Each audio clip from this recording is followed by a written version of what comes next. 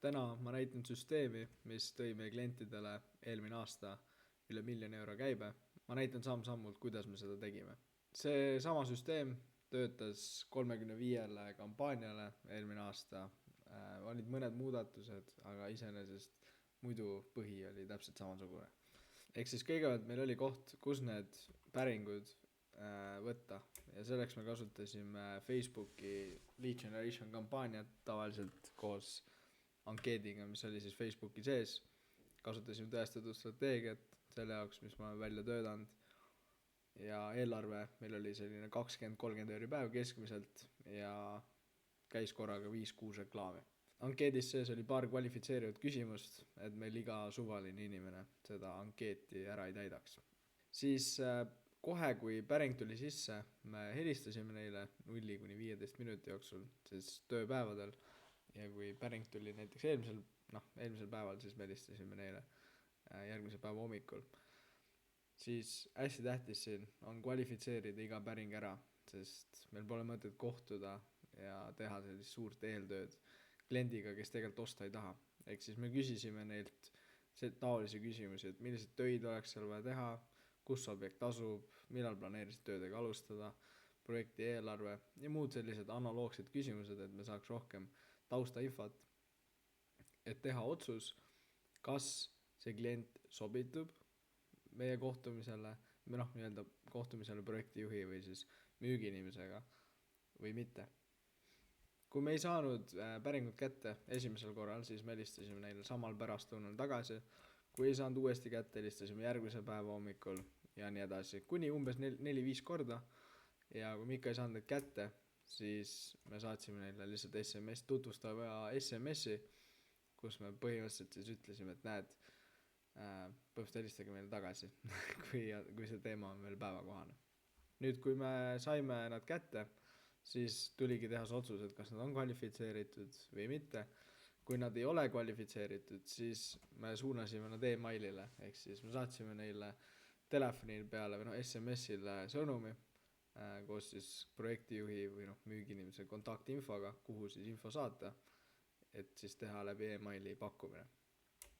Nüüd, kui nad olid kvalifitseeritud, siis me bookisime nad järgmisesse müügiprotsessi osasse, kellel on siis objektikülastus, kellel on esimene konsultatsioon, kellel on, kohtumine kohvikus või objektikülastus. See on nüüd, oleneb, igal ajal on erinev. Kõige populaarsem ja sagedasem oli see, et me lepime kokku aja, millal projektijuht või müügiinimene siis kliendile helistab, et saada nii-öelda esmane konsultatsioon. Siis, kuna me tegeleme peamiselt ehitusega, siis projektijuht tavaliselt tegi ka objektikülastuse. See muidu väga tähtis osa retseptist on see, et keegi läheb reaalselt koha peale, näitab oma nägu, et ta on nagu päris inimene ja loob seda usaldust kliendi ja siis nii-öelda ettevõtte vahel. Et me nägime, et need, kes käisid objektil koha peal või üldse kohtusid lihtsalt kliendiga näost näkku, nende conversion, ehk siis nad lõid palju rohkem diile lukku üldiselt ja said sellest süsteemist palju rohkem kasu. Nii et kui te juba ei tee, siis palun kohtuge klientidega, see ei vasta tõele, et hind on ainuke asi, mis loeb.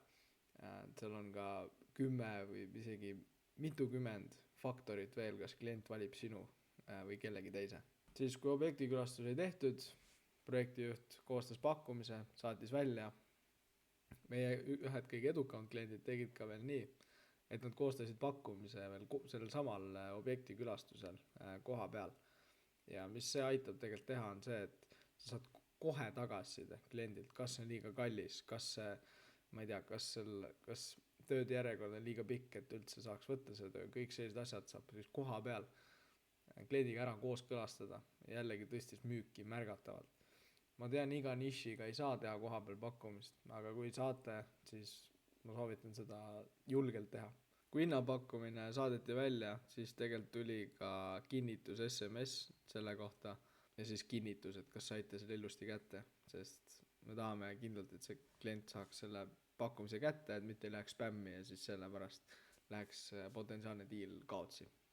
Kui mingit aega läheb mööda, tavaliselt selline paar päeva, siis me saatsime uuesti sellise meelde tuletava SMS ja e-maili, ehk siis põhimõtteliselt kas teil tekkis pakkumise kohta mingeid küsimusi, soovite edasi liikuda, ühesõnaga selline üldine tagasiside.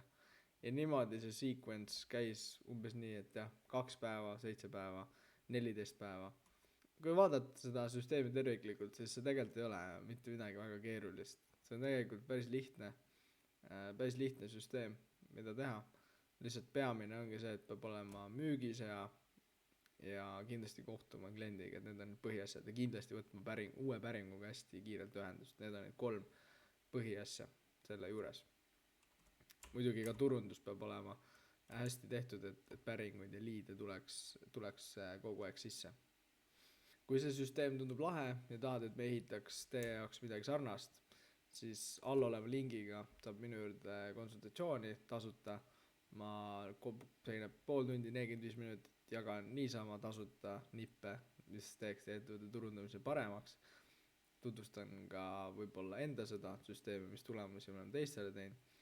Ja kui me näeme, et võib-olla ma saan teid kuidagi aidata, siis saame sealt edasi vaadata. Et jah, aga muidu ma tänan, et vaatasid, link on all ja näeme juba järgmises videos.